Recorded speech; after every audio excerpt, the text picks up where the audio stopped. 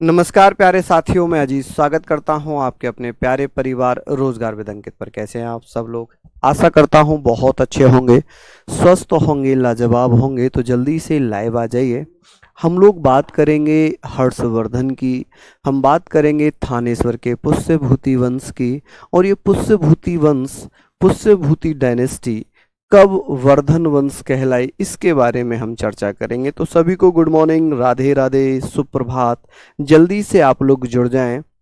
हालांकि ये क्लास 12 बजे होती थी, लेकिन अब 12 बजे प्रैक्टिस सेट स्टार्ट हो जाएगा। तो ये क्लास आपकी शानदार तरीके से, बेहतरीन तरीके से स्टार्ट हो जाएगी आज, ठीक है।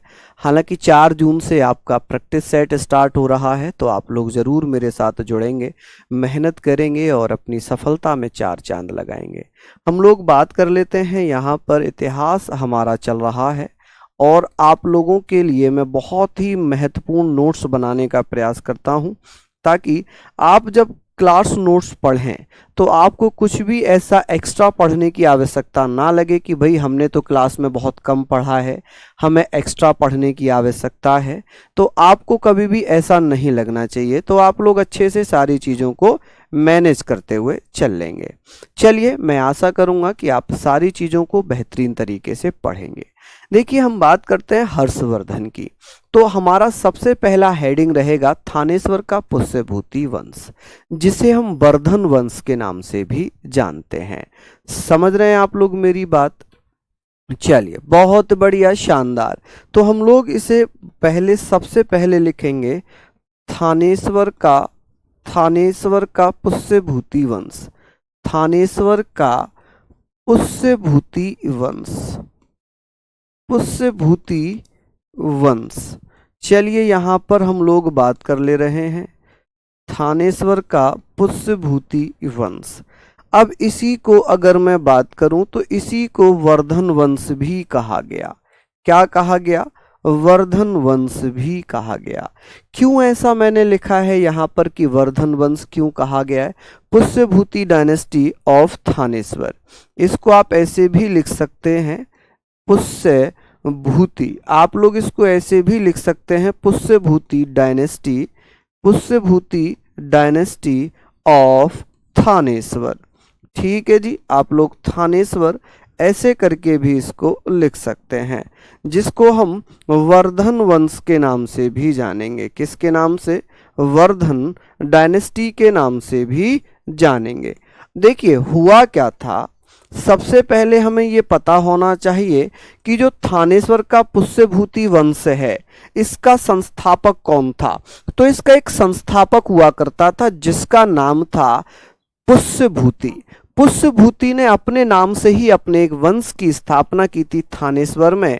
अब बात ये आती है कि सर जो पुष्यभूति है, कि सर जो पुष्यभूति है, इसने किस वंश की स्थापना की थी? तो थानेश्वर वंश की स्थापना कर दी थी या पुष्यभूति वंश की स्थापना की थी? आप कहेंगे सर पुष्यभूति वंश की स्थापना की थी।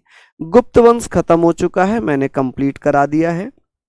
अच्छा, चलिए, अब एक डाउट वाला क्वेश्चन ये आता है कि सर जो पुष्यभूति था ये किसका सामंत था, ये किसका सामंत हुआ करता था? तो आप कहेंगे सर फिडुअल किसका था। फिडुअल बात कर लें या सामंत बात कर लें, सामंत को इंग्लिश में भी सामंत लिखते हैं, कि कहीं तो लिखा ये गुप्तों का सामंत था, कि गुप्त शासकों का सामंत था। और जब गुप्त वंश में हूणों का आक्रमण हुआ स्कंदगुप्त के समय, तब पुष्यभूति ने अपने आप को स्वतंत्र घोषित कर दिया। पहला फैक्ट बनता है कि जब स्कंदगुप्त के समय में हूणों का आक्रमण हुआ, तब पुष्यभूति ने अपने आप को स्वतंत्र कर दिया। लेकिन कुछ इतिहासकारों ने कहा कि भैया जो पुष्यभूति था ये अवंती वर्मन का, जो मोखरी वंश का शासक था, जिसका शासन कन्नौज में था, कि कन्नौज के शासक अवंती वर्मन का सामंत हुआ करता था पुष्यभूति। अब दोनों में बड़ा मतभेद है। एक इतिहासकार ने कहा है कि जब हूणों का आक्रमण हुआ, तब पुष्यभूति ने अपने आप को स्वतंत्र कर दिया था। क्या कर दिया था जी? स्वतंत्र कर दिया था। समझ रहे हैं आप मेरी बात? चलिए, तो मैं फैक्ट यहां पर बताने का प्रयास कर रहा हूं, कभी आप मुझे गलत साबित कर दो, क्योंकि आप लोगों ने गुप्तों का भी पढ़ रखा होगा, कुछ ने भैया मोखरी शासक अवंती का भी पढ़ रखा होगा कि अवंती वर्मन का सामंत, सामंत का मतलब होता है सरदार, जैसे कि मैं राजा हूं और मेरे अधीन छोटे छोटे प्रांतों में सरदार शासन कर रहे हैं, वो सामंत कहलाते हैं। वो क्या कहलाते हैं? सामंत कहलाते हैं। चलिए, बहुत बढ़िया, हम इन चीजों को ध्यान में रखते हुए चलेंगे। आप कहेंगे सर ये बताएं कि इस थानेश्वर वंश, थानेश्वर में जो पुष्यभूति वंश था, इसका संस्थापक कौन था? संस्थापक यानी कि फाउंडर कौन था? आप कहेंगे सर फाउंडर था पुष्यभूति। कौन था जी भैया? पुष्यभूति। तो पुष्यभूति ने ही अपने नाम से, पुष्यभूति इसने अपने नाम से ही क्या कर दिया था? अपने नाम से ही वंश की स्थापना कर दी थी। इसे पुष्यभूति कहा जाता है। क्या कहते हैं जी? पुष्यभूति कहते हैं। कि भैया जो पुष्यभूति था, इसकी जाति क्या थी? इसकी जाति क्या थी? जाति पूछ ले, कास्ट पूछ ले कि भैया इसकी कास्ट क्या थी, तो ये वैश्य जाति का था। कौन सी जाति का था? ये वैश्य जाति का था। आप कहेंगे सर ये वैश्य जाति का था। कौन सी जाति का था? ये वैश्य जाति का था। ठीक है, वैश्य जो व्यापार वगैरह करते हैं, क्या करते हैं? जो व्यापार करते हैं। ये लोग क्या होते हैं भैया? वैश्य व्यापारी होते हैं। कौन होते हैं जी? व्यापारी, ट्रेडमैन होते हैं। ठीक है जी, कौन होते हैं? ट्रेडमैन होते हैं। ठीक है, व्यापारी ट्रेडमैन होते हैं। चलिए हम बात कर लेते हैं कि भैया अब ये हमने पढ़ लिया कि भैया अधिकतर जो व्यापारी होंगे वो वैश्य जाति से ही होंगे। अब ये सारी चीजें हमारी आ गई। अब बात आती है कि भैया पुष्यभूति सामंत किसका था? अगर बात होगी सर सामंत किसका था, सामंत को माय डियर सामंत ही लिख लेना। सामंत को आप सामंत ही लिख लेना। हम लोग यहां पर बात करेंगे कि मैं तो इसे गुप्तों का ही लिखूंगा। रीजन क्या है? रीजन मैं बता देता हूं क्यों मैंने यहां पर गुप्तों का लिखा हुआ है। रीजन यह है कि जब हूणों का आक्रमण हुआ था स्कंदगुप्त के समय, तब इसने अपने आप को स्वतंत्र घोषित कर दिया था। क्या घोषित कर दिया था? स्वतंत्र घोषित कर दिया था।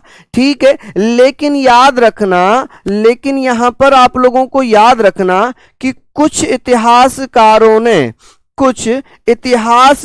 ने इसे किसका सामंत बताया है? इतिहासकारों ने, हिस्टोरियन, कि भैया जो हिस्टोरियन हैं, आप कहेंगे कुछ हिस्टोरियंस ने इसे भैया किसका, कि भैया पुष्यभूति को किसका सामंत बताया है?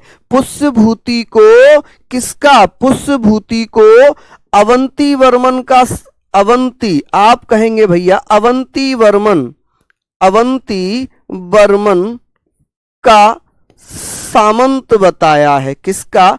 अवंती वर्मन का सामंत बताया है। अब आप कहोगे सर अब ये बताओ सर क्या दोनों आ सकते हैं ऑप्शन में? नहीं, दोनों कभी नहीं आएंगे। मैक्सिमम आपका ये आता है कि भैया पुष्यभूति वंश का संस्थापक पुष्यभूति किसका सामंत था, किसका सरदार था? आप कहेंगे भैया गुप्तों का, कि गुप्तों के बाद ही ये भैया वंश बना है।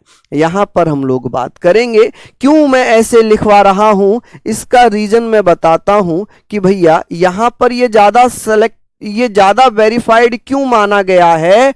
क्योंकि ऐसा हुआ था कि हूणों का आक्रमण हुआ था। क्या हुआ था जी? आप कहेंगे सर हूणों का आक्रमण हुआ, और जब हूणों का आक्रमण हुआ तो हर्षवर्धन ने अपने आप को स्वतंत्र घोषित कर दिया। आप कहेंगे सर हूणों के आक्रमण के बाद, हूणों के आक्रमण के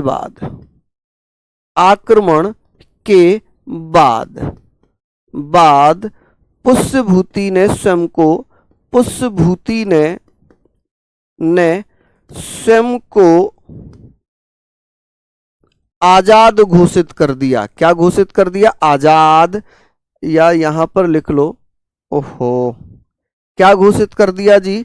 आजाद घोषित कर दिया। आप लोग यहां पर लिखना कि पुष्यभूति ने स्वयं को आजाद घोषित कर दिया। क्या घोषित कर दिया भैया? आजाद घोषित कर दिया।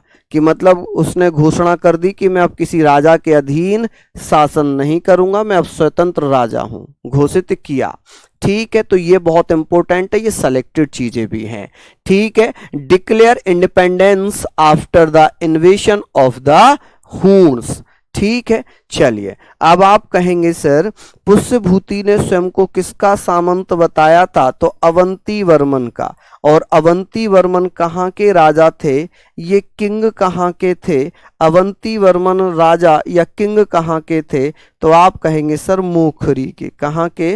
मोखरी के। मोखरी भैया जो कन्नौज में शासन करता था, मोखरी वंश के शासक थे। ये मोखरी वंश के शासक थे। किसके शासक थे ये? तो आप कहेंगे सर ये मोखरी डायनेस्टी के थे। किसके? मोखरी डायनेस्टी के शासक हुआ करते थे। क्लियर है? लेकिन ये ना के बराबर पूछा जाता है, मैक्सिमम पूछा जाता है ये, तो यहां पर हम लोगों ने ये याद कर लेना है। अब बात करेंगे पुष्यभूति के बाद इस वंश में 3 राजा और हुए। 3 राजा और हुए। हम लोग बात करेंगे कौन कौन? तो भैया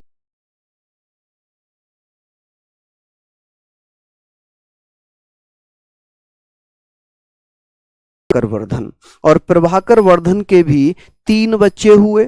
एक था राज्यवर्धन, एक थे हर्ष राज्यश्री और एक था हर्षवर्धन। ठीक है, चलिए यहां पर हम लोग बात कर लिए, इसको आप लोगों ने लिख लिया होगा। अब बात करेंगे भैया इस वंश में 3 और राजा हुए। ठीक है, कौन कौन से राजा हुए? देखिए पुष्यभूति के बाद, यहां पर अगर मैं बात करूं कि पुष्यभूति के बाद, पुष्यभूति वंश में, पुष्यभूति वंश में, तो आप कहेंगे भैया in the Pushyabhuti dynasty, Pushyabhuti dynasty कि भैया इसमें जो 3 राजा और हुए पुष्यभूति के बाद, 3 शासक और हुए, तो कौन कौन से थे? तो मैं यहां पर लिख देता हूं कि पुष्यभूति के बाद 3 राजा थे। एक थे नरवर्धन। कौन थे भैया? नरवर्धन। आप कहेंगे कौन थे भैया? नरवर्धन। ठीक है जी, कौन थे? नरवर्धन। एक थे आदित्यवर्धन। कौन थे भैया? आदित्यवर्धन। आप कहेंगे सर कौन थे? आदित्यवर्धन थे। ठीक है जी,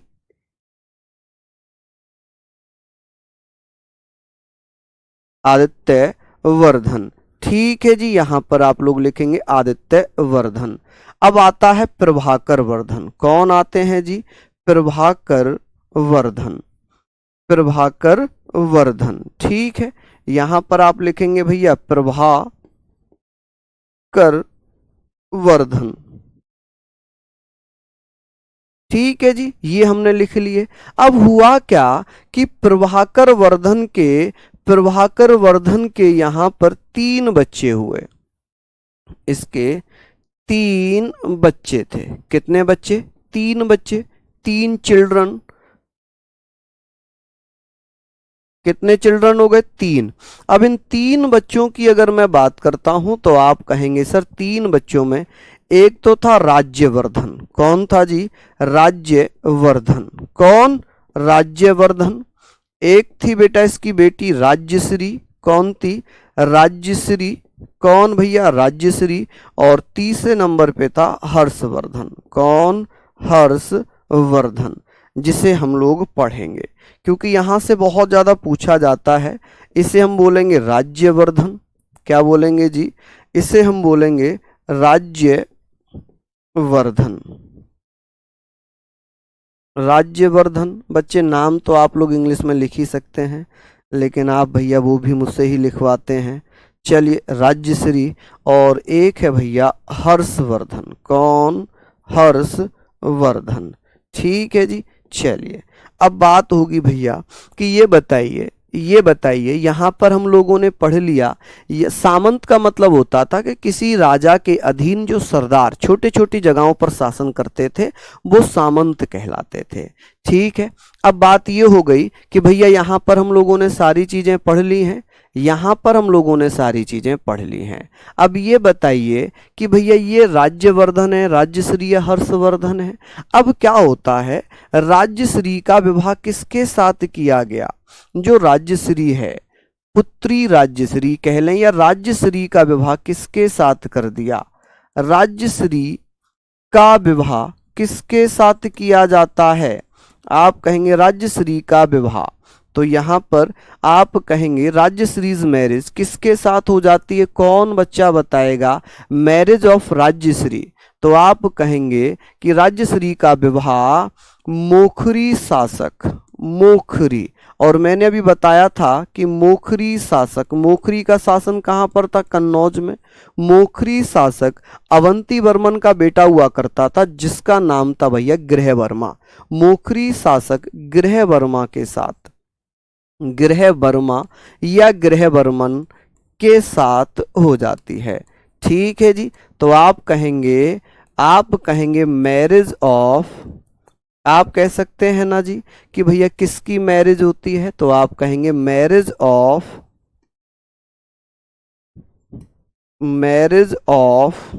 राज्यश्री, मैरिज ऑफ राज्यश्री, कि भैया राज्यश्री का विवाह किसके साथ हो जाता? Rajyashri with Maukhari ruler Grihavarma. आप कहेंगे भैया मोखरी, ऐसे करके लिख लेना, मोखरी रूलर गृहवर्मा, गृहवर्मा। ठीक है कि भैया जो राज्यश्री थी इसका विवाह किसके साथ हुआ था? बहुत अच्छा क्वेश्चन है कि भैया मोखरी वंश के शासक थे अवंती वर्मन के बेटे, जिनका नाम था गृहवर्मा। अब क्या होता है, गृहवर्मा की शादी हो जाती है किसके साथ? राज्यश्री के साथ। अब राज्यश्री कौन है? राज्यश्री है भैया पुष्यभूति वंश की राजकुमारी, और पुष्यभूति वंश के राजा थे प्रभाकर वर्धन, जिनकी बेटी थी राज्यश्री। कौन? राज्यश्री। चलिए यहां पर बिल्कुल अभिषेक कुमार, बिल्कुल माय डियर, चलिए यहां पर मैं आपको बात कर लेता हूं, एक बार फिर से समझाता हूं कि पुष्यभूति वंश में पुष्यभूति के बाद 3 राजा बने। एक नरवर्धन, सबसे पहले पुष्यभूति, फिर नरवर्धन, फिर आदित्यवर्धन, फिर प्रभाकर वर्धन। प्रभाकर वर्धन के 3 बच्चे हुए, एक राज्यवर्धन, एक राज्यश्री और एक हर्षवर्धन। ठीक है जी। अब बात आ गई कि जो राज्यश्री बेटी थी उसका विवाह मोखरी शासक गृहवर्मा के साथ कर दिया। गृहवर्मा के पिता कौन थे? मोखरी के राजा, जिनका नाम अवंती था।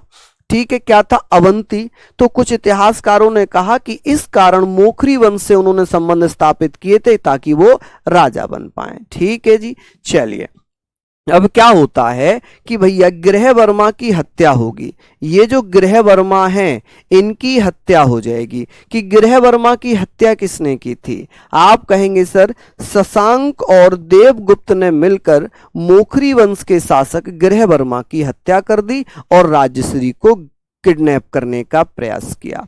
लेकिन राज्यश्री वहां से भाग निकली और वो जंगलों में चली जाती है। अब ये जानकारी पता चली राज्यवर्धन को कि मेरे जीजा की हत्या हो गई। राज्यवर्धन को जब ये जानकारी प्राप्त हुई कि उसके जीजा गृहवर्मा की हत्या देवगुप्त और शशांक ने कर दी है, तो राज्यवर्धन ने अपनी सेना लेकर देवगुप्त के ऊपर हमला कर दिया, जो कि गौड़ वंश के शासक शशांक का मित्र था। गौड़ वंश यानी कि जो पश्चिम बंगाल में शासन करता था वो था शशांक, और शशांक का एक मित्र हुआ करता था जिसका नाम था देवगुप्त। तो भैया राज्यवर्धन ने देवगुप्त के ऊपर हमला कर दिया और देवगुप्त की हत्या कर दी। अब जब देवगुप्त की हत्या हो गई तो देवगुप्त का जो मित्र है शशांक, क्या वो शांत बैठेगा? जब उसका दोस्त मारा गया तो क्या वो शांत बैठेगा? नहीं। तो देवगुप्त की हत्या का बदला लिया शशांक ने। शशांक ने राज्यवर्धन की हत्या कर दी। किसकी? राज्यवर्धन की हत्या कर दी। जब राज्यवर्धन मारा गया अब हर्षवर्धन आएगा। हर्षवर्धन को जानकारी मिली कि उसके भाई की हत्या हो गई। उसके भाई की हत्या हो गई, तो हर्षवर्धन ने शशांक पर हमला कर दिया और शशांक की हत्या कर दी। अब ये एक दूसरे की हत्या करते जा रहे हैं, एक दूसरे की हत्या करते जा रहे हैं। तो शशांक की हत्या किसने की थी? हर्षवर्धन ने। ये वही शशांक है जिसने बोधि वृक्ष कटवाया था। बोधि वृक्ष मतलब जो पीपल का वृक्ष था, जिसमें बोध गया में भगवान बुद्ध को ज्ञान प्राप्त हुआ था, उस बोधि वृक्ष को कटवाने वाला गौड़ शासक शशांक था। कौन था जी? शशांक था। चलिए यहां पर हम लोग बात करेंगे, बात आएगी भैया शशांक एवं देवगुप्त ने। किसने? देवगुप्त ने। देवगुप्त ने मोखरी शासक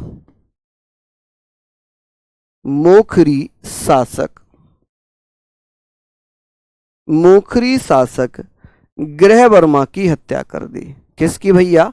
गृहवर्मा की हत्या कर दी। किसकी हत्या हो गई भैया? गृहवर्मा की हत्या कर दी। हत्या की। चलिए क्या कर दी भैया? हत्या की। तो आप कहेंगे शशांक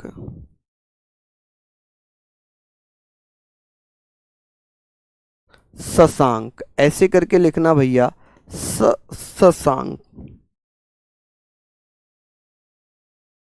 आप लिखेंगे भैया शशांक एंड देवगुप्त।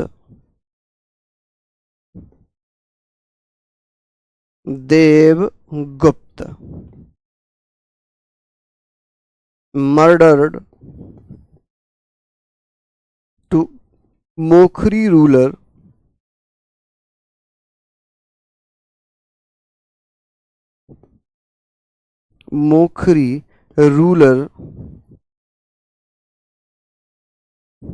गृहवर्मा।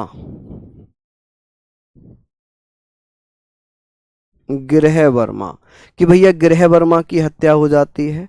अब होगा क्या? गृहवर्मा की हत्या का बदला लिया जाएगा, रिवेंज लिया जाएगा। क्या लिया जाएगा? तो आप कहेंगे भैया रिवेंज लिया जाएगा। यहां पर ध्यान रखना, ऐसे भी पूछ सकता है मर्डर ऑफ गृहवर्मा किसने? तो बाय शशांक एंड देवगुप्ता। ये हमने पढ़ा। अब भैया क्या होगा? राज्यवर्धन ने। किसने? राज्यवर्धन ने क्या किया है? राज्यवर्धन ने किसकी हत्या कर दी? राज्यवर्धन ने भैया किसकी हत्या कर दी? राज्यवर्धन ने किसकी हत्या कर दी भैया? तो आप कहेंगे यहां पर ध्यान रखना, देवगुप्त की हत्या कर दी। राज्यवर्धन ने किसकी हत्या कर दी? तो आप कहेंगे देवगुप्त की। ठीक है जी। तो आप कहेंगे राज्यवर्धन ने देवगुप्त की हत्या कर दी। किसकी हत्या की? देवगुप्त की हत्या की। देवगुप्त की हत्या की। चलिए तो आप कहेंगे राज्यवर्धन मर्डर टू देवगुप्ता। ठीक है जी। राज्यवर्धन ने किसकी हत्या कर दी? राज्यवर्धन मर्डर्ड देवगुप्त। ठीक है जी। तो आप लोग लिखेंगे राज्यवर्धन मर्डर्ड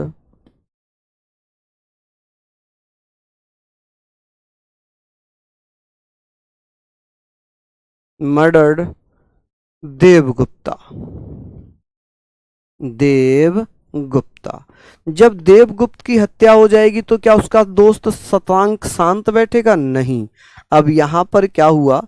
शशांक ने किसकी हत्या की? शशांक ने राज्यवर्धन की हत्या कर दी। किसकी हत्या कर दी?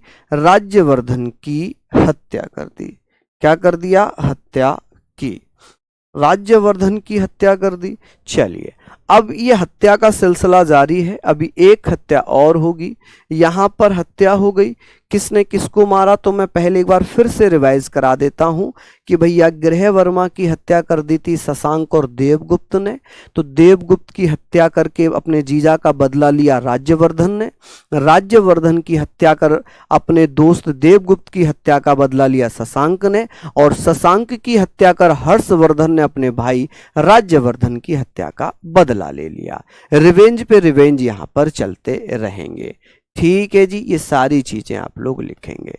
अब क्या होता है, हर्षवर्धन क्या करेगा, हर्षवर्धन की एंट्री होगी यहां पर। हर्षवर्धन ने शशांक की हत्या कर दी। किसकी हत्या कर दी भैया, शशांक। हर्षवर्धन मर्डर्ड शशांक, ठीक है, शशांक की हत्या कर दी। किसकी, शशांक की हत्या कर दी, हत्या की। चलिए, अब यहां पर हत्याएं होती रही हैं, हत्याएं चल रही हैं। ये शशांक कौन है, अगर ये आप लोगों को जानकारी नहीं है तो मैं बता देता हूं। ये शशांक जो था गौड़ शासक था, गौड़ शासक, ठीक है जी, गौड़ वंश का शासक था, जिसे गौड़ शासक कहते थे। आप कहेंगे सर ये गौड़ शासक था, ठीक है जी, कौन था, ये गौड़ शासक था। तो गौड़ शासक बोलते हैं, GAUD, गौड़ शासक, ठीक है जी, गौड़ रूलर। आप कहेंगे कौन था, गौड़ रूलर। और ये वही शशांक है जिसने जिसने बोधि वृक्ष कटवाया था, जिसने बोधि वृक्ष कटवाया था। याद होगा आप लोगों को बोधि, आप कहेंगे सर बोधि वृक्ष इसने कटवाया था, बोधि वृक्ष कटवाया था। बोधि वृक्ष जो पीपल का था, जहां पर महात्मा बुद्ध को ज्ञान प्राप्त हुआ था, वृक्ष कटवाया, कटवाया कि भैया किसने कटवाया था, तो आप कहेंगे सर शशांक ने कटवाया था।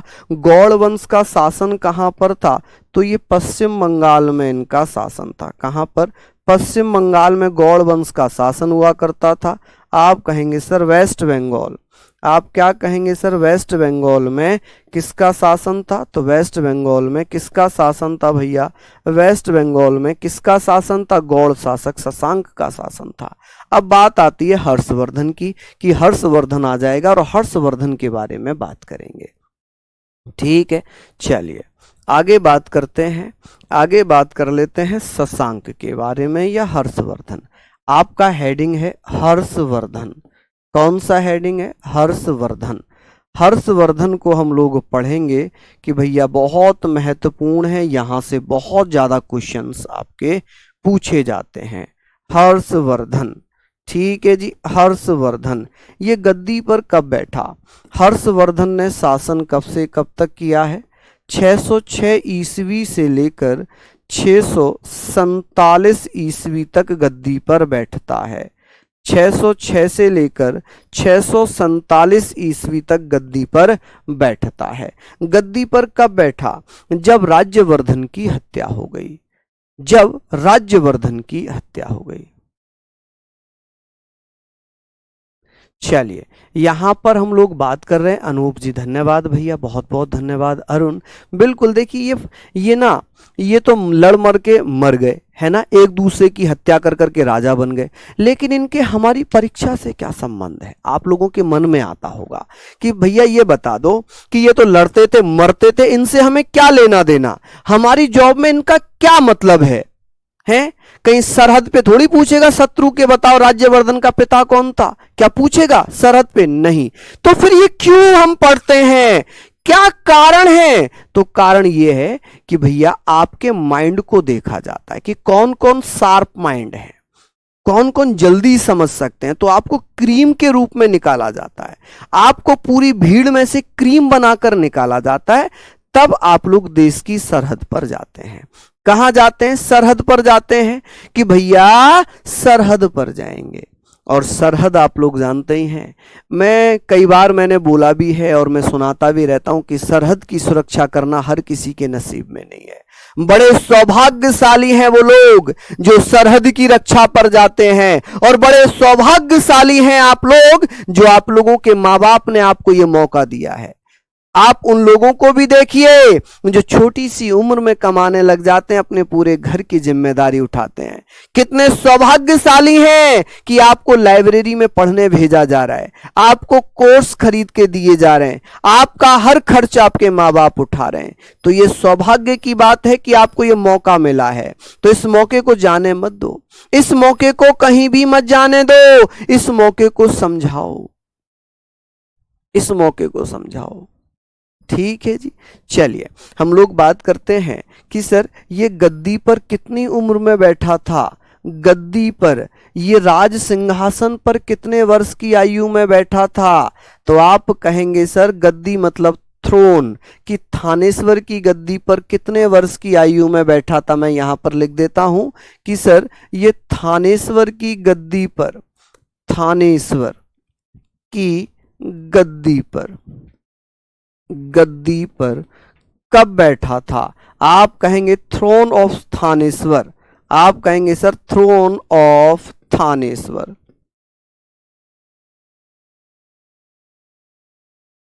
थानेश्वर कितने वर्ष की आयु में बैठा था हर्षवर्धन? तो मात्र 16 वर्ष का था। जब ये गद्दी पर बैठा था तो मात्र ये 16 वर्ष का था। कितने साल का गद्दी पर बैठ गया था? 16 साल का गद्दी पर बैठ गया था। ठीक है, अब एक चीनी इतिहासकार है हुएनसांग। हुएनसांग हर्षवर्धन के दरबार में आया था। हुएनसांग हर्षवर्धन के दरबार में आया था तो हुएनसांग ने हर्षवर्धन को शिलादित्य कहा, कि हर्षवर्धन को शिलादित्य कहा गया। क्या कहा गया? शिलादित्य। आप कहेंगे सर शिलादित्य किसने कहा है? शिलादित्य। आप कहेंगे सर शिलादित्य, कि भैया हर्षवर्धन को शिलादित्य किसके द्वारा कहा गया था? कौन बच्चा बताएगा? तो आप कहेंगे भैया हुएनसांग कोल्ड शिलादित्य, यानी कि ऐसे करके लिखो शिलादित्य हुएनसांग द्वारा कहा गया, या हुएनसांग ने हर्षवर्धन को, ऐसे लिखना हुएनसांग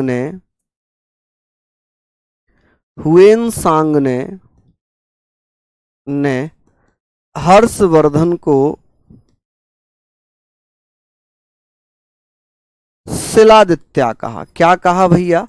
शिलादित्य कहा। ये आप लोग लिखेंगे शिलादित्य कहा। ठीक है जी, क्या कहा? शिलादित्य।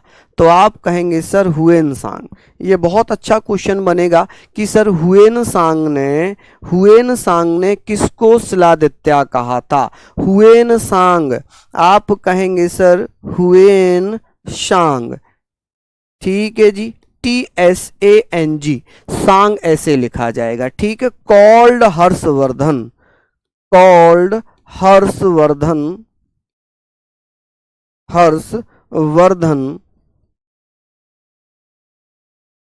शिलादित्य। ठीक है जी, क्या कहा था? शिलादित्य। तो आप कहेंगे भैया शिलादित्य। ये बहुत इंपॉर्टेंट लाइन बन जाती है और ये पूछी जाती है कि किसके द्वारा हर्षवर्धन को शिलादित्य कहा गया था। तो आप कहेंगे चीनी इतिहासकार था हुएनसांग, जिसने कहा था कि हर्षवर्धन ही शिलादित्य है, हर्षवर्धन ही शिलादित्य है। हर्षवर्धन ने कौन कौन सी उपाधियां धारण की थी? हर्षवर्धन की उपाधियां कौन कौन सी उपाधियां धारण करता है हर्षवर्धन? आप कहेंगे टाइटल्स ऑफ हर्षवर्धन। आप कहेंगे भैया टाइटल्स ऑफ हर्षवर्धन। ठीक है जी, हर्षवर्धन। तो ये चीजें भी आप लोगों ने याद रखनी है। हर्षवर्धना भी लिखा जाता है इंग्लिश में। आप कहेंगे भैया यहां पर जो सबसे पहले है कि हर्षवर्धन ने परम भट्टारक की उपाधि धारण की थी। कौन सी? परम भट्टारक। आप कहेंगे सर परम भट्टारक की उपाधि किसने धारण की थी? तो हर्षवर्धन ने अपने आप को परम भट्टारक कहा। क्या कहा भैया? आप बताना सर। परम भट्टारक। ठीक है जी, भट्टारक। कि परम भट्टारक किसने कहा था? हर्षवर्धन ने। दूसरा कि हर्षवर्धन ने अपने आप को और क्या कहा? महाराजाधिराज कहा। क्या कहा जी? महाराजाधिराज कहा। महाराजाधिराज कहा। तो आप कहेंगे महाराजाधिराज किसने उपाधि धारण की थी? हर्षवर्धन ने। तो यहां पर इसको भी महाराजाधिराज लिख लीजिए, महाराजाधिराज। ठीक है जी, चलिए ये लिख लिया।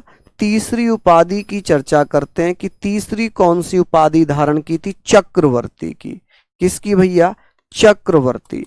कि चक्रवर्ती की उपाधि धारण की। चक्रवर्ती। आप कहेंगे सर कौन सी? कि भैया चक्रवर्ती। कि चक्रवर्ती की उपाधि किसने धारण की थी? हर्षवर्धन ने। चलिए चौथी उपाधि की बात करते हैं कि सर एक उपाधि इसने और धारण की थी परमेश्वर की। कौन सी भैया? परमेश्वर। आप कहेंगे सर परमेश्वर की उपाधि किसने धारण की थी? आप कहेंगे परमेश्वर। ठीक है जी, परमेश्वर। परमेश्वर की उपाधि किसने धारण की है? हर्षवर्धन ने। हर्षवर्धन को शिलादित्य किसने कहा? हुएनसांग ने। परम भट्टारक, महाराजाधिराज, चक्रवर्ती, परमेश्वर की उपाधियां किसने धारण की थी? हर्षवर्धन ने। चलिए अब बात करते हैं सर, ये बताइए हर्षवर्धन ने शशांक को पराजित कर कन्नौज पर अधिकार कर लिया। हालांकि कन्नौज पर ही क्यों अधिकार किया था हर्षवर्धन ने? क्योंकि कन्नौज जो था वो हर्षवर्धन के जीजा का था। मैंने अभी थोड़ी देर पहले बताया था कि कन्नौज पर मोखरी वंश का शासन था। और मोखरी वंश के शासन कौन थे? तो आप कहेंगे मोखरी वंश के शासक थे अवंती वर्मन। और अवंती वर्मन का बेटा था गृहवर्मा। गृहवर्मा के साथ शादी होती है राज्यश्री की, जो कि प्रभाकर वर्धन की बेटी थी। राज्यश्री के पति गृहवर्मा की हत्या कर दी थी देवगुप्त ने। देवगुप्त की हत्या कर दी थी राज्यवर्धन ने। राज्यवर्धन की हत्या कर दी थी शशांक ने। शशांक की हत्या कर हर्षवर्धन ने कन्नौज पर अधिकार कर लिया। कन्नौज पर अधिकार कर लिया, कन्नौज को जीत लिया। तो कन्नौज पर जब अधिकार हुआ तो कन्नौज को हर्षवर्धन ने अपनी बहन राज्यश्री के कहने पर राजधानी बना लिया। पूछा जाता है थानेश्वर की राजधानी, पुष्यभूति वंश की राजधानी थानेश्वर थी, लेकिन थानेश्वर से अपनी राजधानी कन्नौज को किसने स्थानांतरित किया था वर्धन वंश में?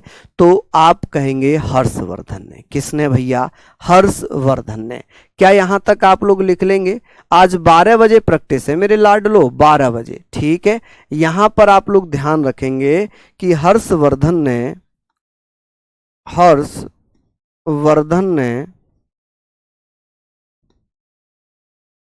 अपनी राजधानी किसको बनाया था? अपनी राजधानी, कैपिटल, राजधानी। तो आप कहेंगे सर इसने अपनी राजधानी, कैपिटल लिख दूं केवल, समझ जाएंगे, कैपिटल से ही समझ जाएंगे ना कि मैं राजधानी की बात कर रहा हूं। कैपिटल किसको बनाया था? तो कन्नौज को। किसको बनाया था जी? कन्नौज को। कन्नौज को राजधानी बना लिया था। लेकिन इनकी पहले राजधानी क्या हुआ करती थी? पहले थी थानेश्वर। क्या थी जी? थानेश्वर पहले राजधानी हुआ करती थी, थानेश्वर।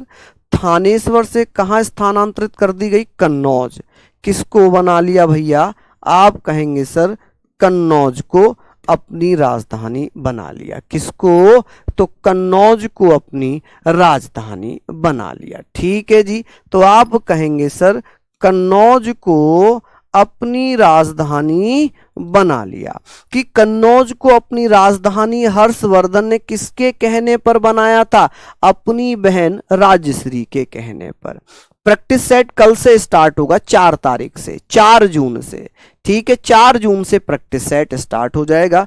चलिए यहां पर हमने पढ़ लिया। अब बात करेंगे कि सर इसके हर्षवर्धन के शासन काल में प्रमुख 5 राजवंश हुए हैं। प्रमुख कितने राजवंश हुए? 5 राजवंश हुए हैं। चलिए आप कहेंगे सर नॉर्थ, अगर मैं बात करूं नॉर्थ इंडिया के 5 राज्यों की, जैसे पंजाब, कन्नौज, गौड़, मिथिला और उड़ीसा, ठीक है। अमन जी बहुत बहुत धन्यवाद भैया। 4 जून से होने वाले हैं भैया प्रैक्टिस सेट, तो 4 जून से, कल से, ठीक है जी। प्रैक्टिस सेट से जरूर जुड़ जाना आप लोग। तो हर्षवर्धन के शासनकाल में 5 राज्य थे, 5 राज्य जो कि उत्तर भारत के शक्तिशाली माने गए। उत्तर भारत, नॉर्थ इंडिया की बात हो रही है, नॉर्थ इंडिया। आप कहेंगे सर नॉर्थ इंडिया। चलिए किसकी बात होगी जी? नॉर्थ इंडिया की बात होगी।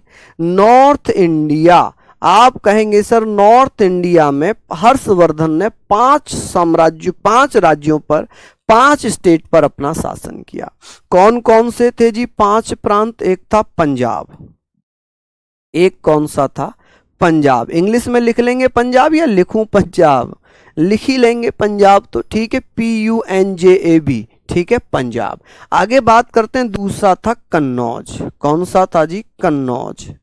ठीक है जी, क्या था? कन्नौज। यहां पर आप कहेंगे कन्नौज।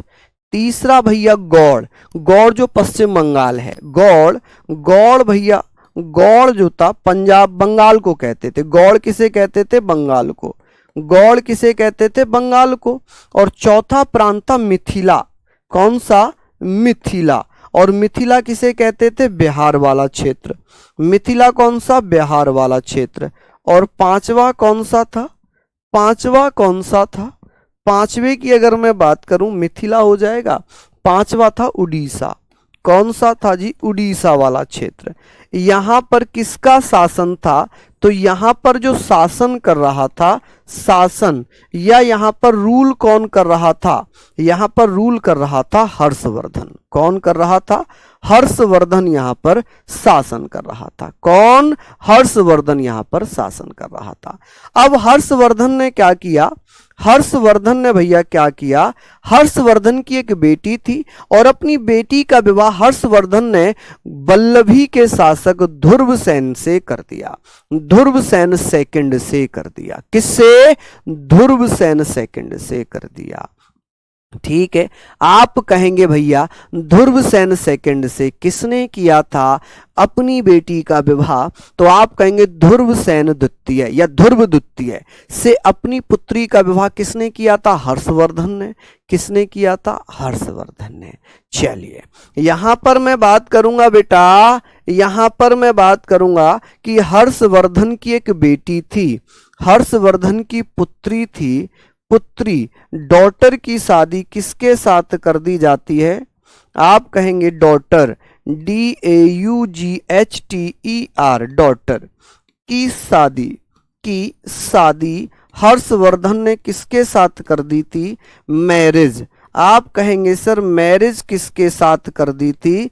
तो जल्दी से बताइए कि हर्षवर्धन ने अपनी बेटी की शादी किसके साथ कर दी थी? तो आप बताना वल्लभी शासक। वल्लभी शासक। कौन थे जी वल्लभी शासक? वल्लभी शासक क्या नाम है जी? वल्लभी शासक, वल्लभी रूलर। इंग्लिश में लिखें तो वल्लभी शासक जिसका नाम है ध्रुव। आप कहेंगे sir Dhruvasena second. Dhruvasena second यानी कि वल्लभी रूलर। आप ऐसे लिखना कि भैया वल्लभी, वल्लभी, आप ऐसे लिखेंगे कि वल्लभी रूलर, वल्लभी रूलर ध्रुवसेन। कौन माय डियर? आप कहेंगे सर ध्रुवसेन। ध्रुवसेन के साथ किसकी शादी होती है? हर्षवर्धन की बेटी की। अच्छा, आप मुझसे नाम भी पूछेंगे कि हर्षवर्धन की बेटी का क्या नाम था? तो इसकी बेटी के नाम का कहीं जिक्र नहीं हुआ है। इसकी बेटी के नाम का कहीं भी जिक्र नहीं हुआ। रितेश कुमार, कोई बात नहीं बेटा, इससे आपको और ज्यादा अच्छे से समझ में आएगा, है ना जी। तो Harshavardhan marriage his daughter to the Vallabhi ruler Dhruvasena second. English वाले बच्चे मैंने वैसे यहां लिखने का प्रयास किया, जो नहीं लिखना चाह रहे हैं तो आप लिख सकते हैं कि Harshavardhan married his daughter to the Vallabhi ruler Dhruvasena second. चलिए चलिए, बहुत बढ़िया जी। यहां तक आप लोग भैया पढ़ लो, यहां तक आप लोग पढ़ लो जी। चलिए, यहां तक आप लोगों ने लिख लिया।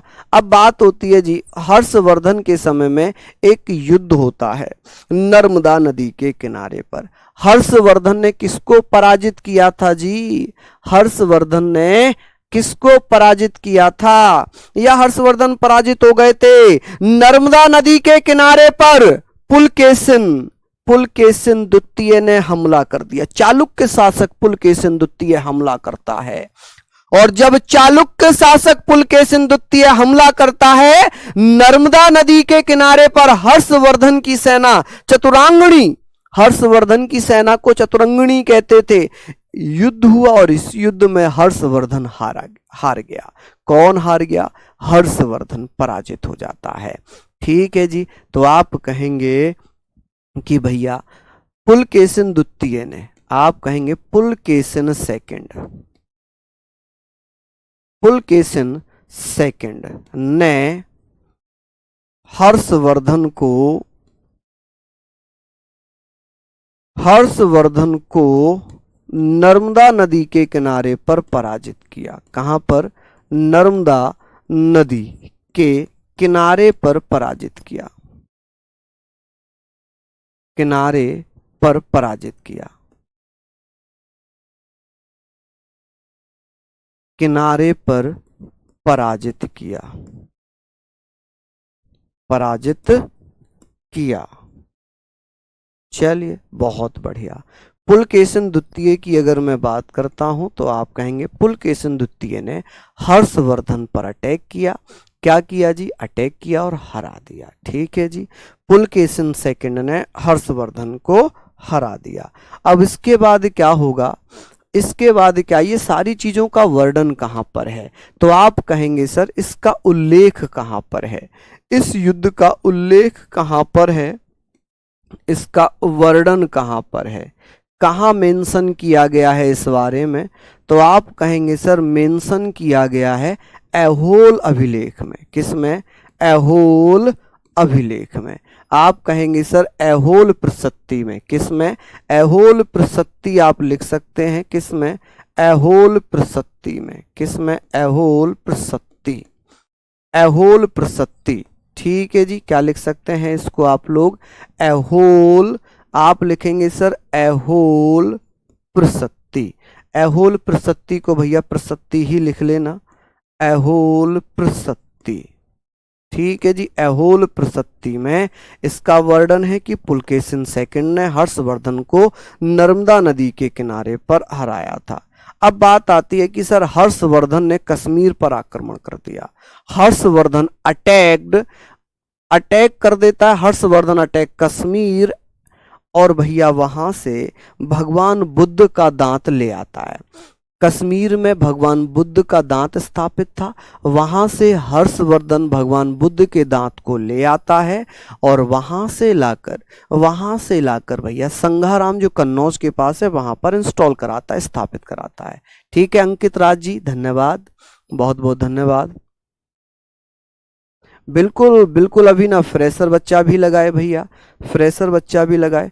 618, ये एक बच्चा पूछ रहा है ये युद्ध कब हुआ था?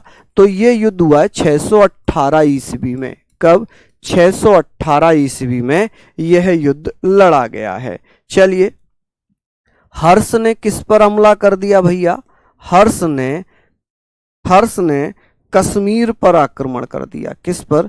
कश्मीर पर आक्रमण किया। किस पर आक्रमण कर दिया?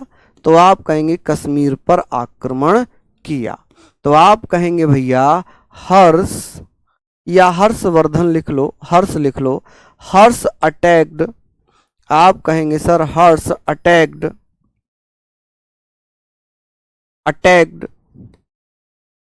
ऑन कश्मीर। कहां पर हमला किया था जी? अटैक्ड कश्मीर लिख लो भैया। किस पर हमला कर दिया? कश्मीर पर।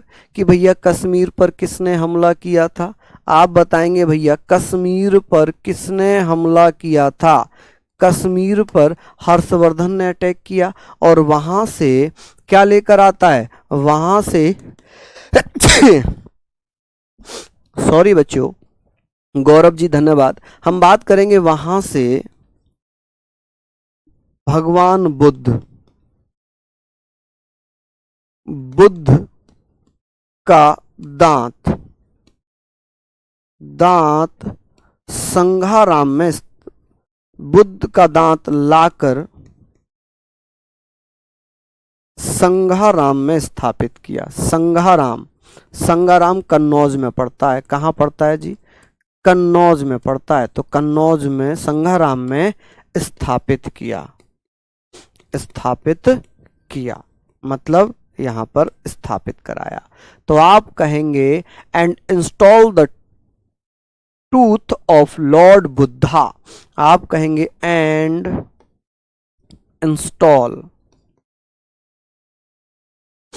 इंस्टॉल्ड, आप कहेंगे sir install the tooth of Lord Buddha, Lord Buddha in Sangharam, in Sangharam, Sangharam. ठीक है जी, संघाराम में स्थापित करा दिया। संघाराम कहां पड़ता है? Near to Kannauj. ठीक है जी, कहां पर पड़ता है? चलिए बहुत बढ़िया, सारी चीजें आप लोग यहां पर लिख लीजिए। बात आती है सर हर्षवर्धन की मृत्यु कब हुई? आप कहेंगे सर हर्षवर्धन की मृत्यु, हर्षवर्धन की मृत्यु, की मृत्यु, कि सर हर्षवर्धन की मृत्यु कब हो गई थी? आप कहेंगे सर हर्षवर्धन की मृत्यु हो जाती है 647 ईस्वी में, डेथ ऑफ हर्षवर्धन। आपसे पूछा जाएगा भैया death of Harshvardhan, of Harshvardhan, death of Harshvardhan, कि भैया हर्षवर्धन की मृत्यु कब हो गई थी? तो आप कहेंगे सर हर्षवर्धन की मृत्यु कब हो जाती है? तो आप कहेंगे 647 ईस्वी में हो जाती है। यहाँ से आगे हम कल कर लेंगे। थोड़ा सा बचा, इसके दरबारी कवि कौन थे, हर्ष की सेना को क्या कहते थे, इसके बारे में थोड़ी चीज़ें बची हुई हैं, उन पर हम कल प्रकाश डालेंगे। और कल आप लोगों का भैया ध्यान रखना प्रैक्टिस सेट भी है 12 बजे, तो आप लोग कल जरूर मिलिएगा। ठीक है जी, चलिए, तो मैं आशा करूंगा क्लास अच्छी लग रही होगी। सभी लोग पढ़ लीजिए। कन्नौज उत्तर प्रदेश में पड़ता है, लखनऊ कानपुर के पास में है कन्नौज। ठीक है, लखनऊ और कानपुर के बीच में कन्नौज। ठीक है जी, तो सभी को बहुत बहुत धन्यवाद। नमस्कार, जय हिंद, जय भारत।